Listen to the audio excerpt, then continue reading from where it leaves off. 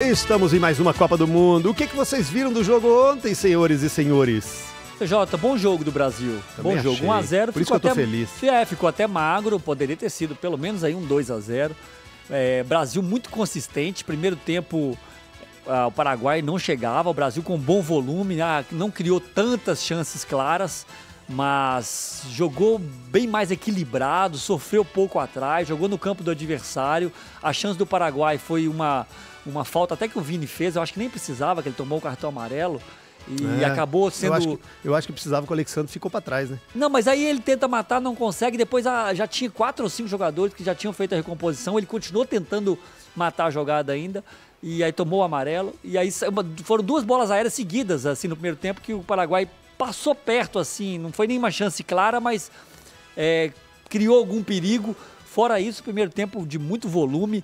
Primeiro tempo do Casimiro, do Bruno Guimarães, puxa de vida. Quem? Bruno Guimarães, esse mesmo, como é que é? Esse aí que o produtor tava te xingando aí. Pois é. Mas Bruno Guimarães... quase fez um gol e quase que o Gerson atrapalhou o gol dele, inclusive. E o Gerson também entrou bem, poucos minutos que o Gerson jogou, mas o Bruno Guimarães fez uma partidaça ontem, tá? Podia ter sido expulso, não?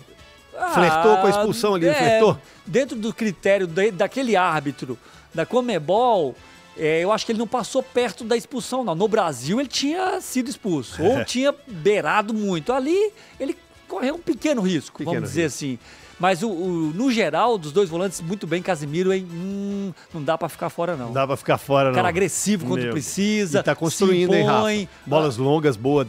Não, e construiu ontem várias vezes. Não sei se foi pensado. Os zagueiros achavam o Casimiro por dentro pra iniciar essa jogada. Gostei muito do Casimiro. Não dá, não tem outro nome. Não consigo enxergar ninguém mais ali na posição. 2 jogos foram suficientes para entender que o Casimiro, nessa preparação toda de 2022 para cá, ele fez falta, mesmo não estando bem no Manchester United. Ele até tá bem, ele até recuperou o futebol. Agora sim, mas o United é que não tá bem. Mas no começo, quando chega, né? Foi fraco. Mas fraco. O tipo do cara que, mesmo não estando bem no clube, já dá para ver que não podemos abrir mão do Casimiro na seleção. Alexandre, zagueiro, deu uma ótima resposta. Eu tinha falado que o primeiro jogo ainda era cedo. Ontem um estilo de jogo completamente diferente, pressionando mais. Ele jogando um pouco mais exposto, precisando criar mais.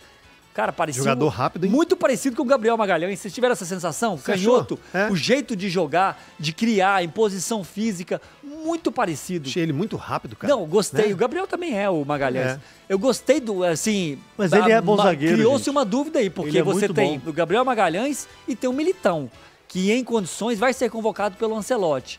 Já criou uma dúvida aí, talvez até de titularidade.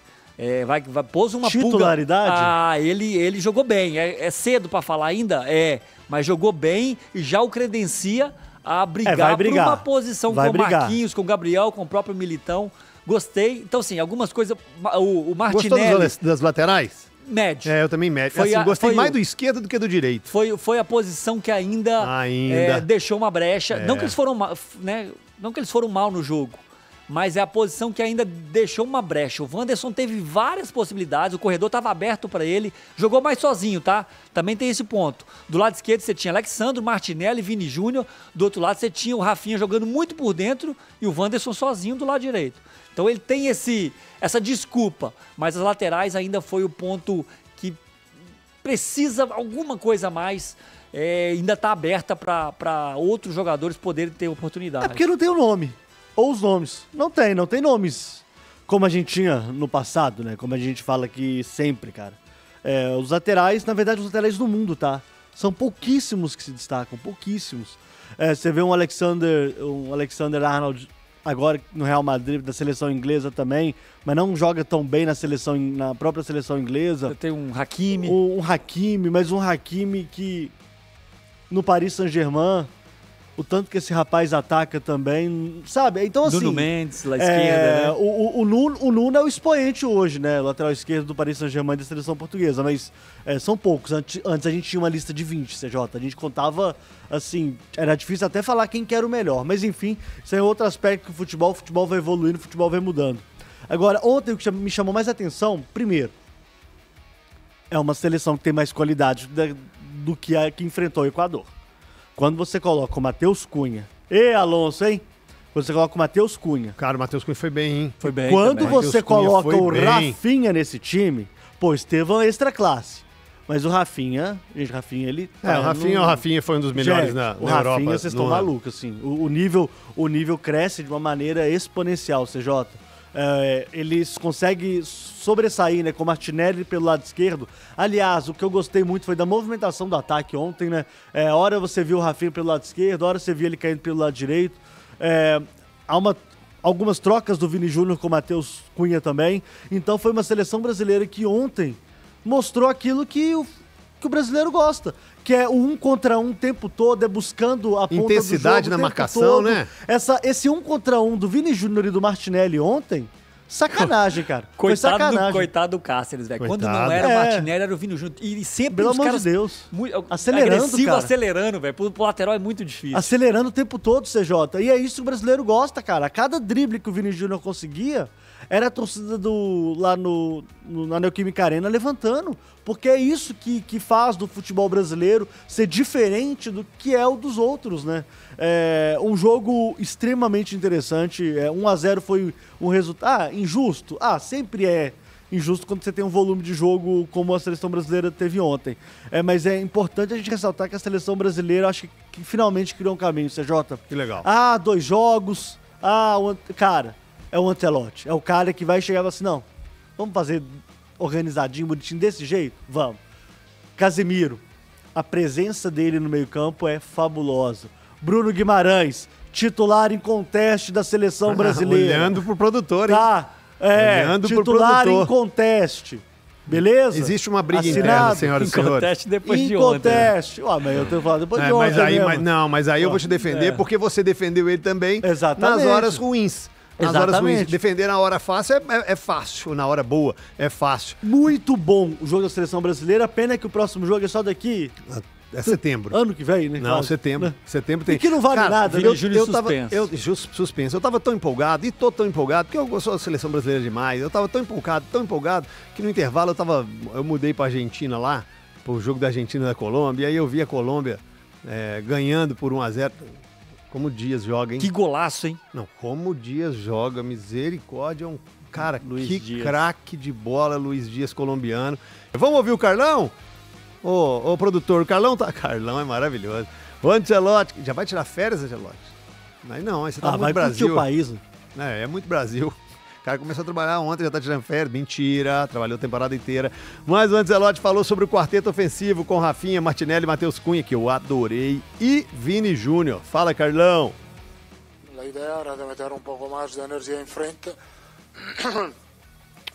com Martinelli. Martinelli se cambia la posición con Vini. Cunha nos ayuda mucho en la salida de balón, el control del juego. No es un delantero que fija mucho los centrales, pero un delantero que se mueve muy bien. Creo que enfrente lo han hecho muy bien. Cunha, Martinelli, Rafinha. El equipo ha combinado bien. En banda derecha, Wanderson ha empujado mucho. Hemos tenido oportunidades. Hemos jugado bien, por esto estou contento. Muito contento, e aí vocês falaram do nosso querido Bruno Guimarães. Vejam os números no SofaScore. Nota 7.9, um passe decisivo, 5 passes longos certos dos 9 que tentou, 2 dribles certos dos 2 que tentou, 12 duelos que ganhou dos 16 que tentou. Foi o primeiro no jogo. Foi o primeiro nesses números, né? Primeiro também em faltas sofridas, foram 4 faltas, 4 desarmes. Primeiro também no time da seleção brasileira. Muito o quê, ô Mirandinha? Muito agressivo no jogo, também tanto que ele comemorou várias bolas que ele roubava ou conseguiu um escanteio no final do jogo. Ele estava muito pilhado no jogo, então ele participou muito defensivamente, chegou no ataque, ótimo jogo mesmo. E acho que tem a ver com o Casemiro isso. Você tem mais liberdade. Não, e você tem uma liderança do seu lado, cara. Sim. É muito diferente, com todo respeito a todos os outros volantes que estiveram na seleção brasileira nas últimas tentativas, principalmente do Dorival. Uma coisa é você ter o Casemiro do seu lado. Você tem quem tá do meu lado é o Casemiro, cara. O cara ganhou 5 Champions, fez história no Real Madrid, joga hoje no Manchester United. É claro que eu vou olhar pra ele e falar assim, esse cara é diferente. Dá um grauzinho, te deixa um pouco mais pilhado sim, CJ. E o Ancelotti falou ali do posicionamento do Martinelli com o Vini Júnior, deles revezarem do lado esquerdo. Isso vai, se eles continuarem, e não sei se o Martinelli vai ser titular absoluto desse time, Foi bem, não sabemos como vai ser no futuro, Neymar, Rodrigo, como é que vai ser, mas se revezarem, Deus nos acuda pro lateral direito adversário, cara. Quando você pega 3 bolas de confronto com o Martinelli, que é muito rápido, ele dá o tapa no fundo, é muito difícil pegar. Aí quando ele tá um pouquinho cansado, ele vai mais pro centro do campo, vem o Vini Júnior, que também é muito rápido e talvez mais habilidoso do que o Martinelli. Se o Carleto mantiver essa estratégia, o jogo do Brasil vai ser 70% por aquele lado mesmo, e que Deus ajude o lateral direito adversário, ou melhor, não precisa ajudar tanto não, né? Mas ele vai ter muita dificuldade. É uma estratégia boa. E o Vini ontem foi meio que um falso 9, mais do que o Matheus Cunha, né? O Matheus Cunha foi muito meia em vários momentos do jogo. Ele veio fazer aquele jogo curto de associação para abrir espaço, e depois ele atacava a área. Ele criou mais jogadas pro Vini Júnior do que propriamente o Vini Júnior para ele. Ele errou uma cabeçada sozinho, né? O Matheus Cunha, né? Mas enfim, gostei da estratégia do Brasil. É porque no Wolves ele jogava assim. Né? Ele não era assim... Ele nunca foi o 9, né? 9. É porque na Premier League hoje você não tem um 9 autêntico, né? É muito difícil você ter. Tirando o Haaland, é muito difícil você ter um 9 autêntico, né? Aquele 9 referência. E no Wolverhampton ele fazia isso, né? Ele joga muito mais de associação em passe curto, que é, na verdade, uma dos grandes diferenciais dele. E o gol sai de uma saída dele de trás, né? O Alonso dá uma bobeada, ele consegue atacar a bola, e aí já vê o Vini Júnior entrando na pequena área, rola, e o Vini já faz o gol. Matheus Cunha é bom jogador. É bom jogador. É bom jogador. Bom jogador. Ele não é o 9 que vocês pensam que já teve no futebol. Não. Ele é bom jogador. Sai, cai pelos lados, mobilidade, muita vontade, e o torcedor brasileiro reconhece essa vontade. Agora o Carlão vai ter mais 3 meses aí até a próxima convocação, né? Falou aí qual o planejamento durante esse período. Vamos ouvir?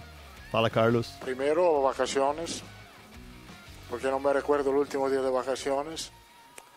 Segundo, sí, el Mundial, observar el Mundial de Club. Tercero, tenemos una lista muy amplia de jugadores que están en todo el mundo, en Brasil, en Europa, en Arabia también. Más o menos son 70.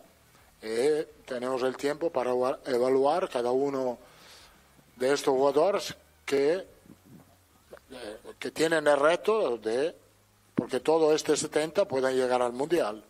Ahora no hay una lista definitiva de 25, 26.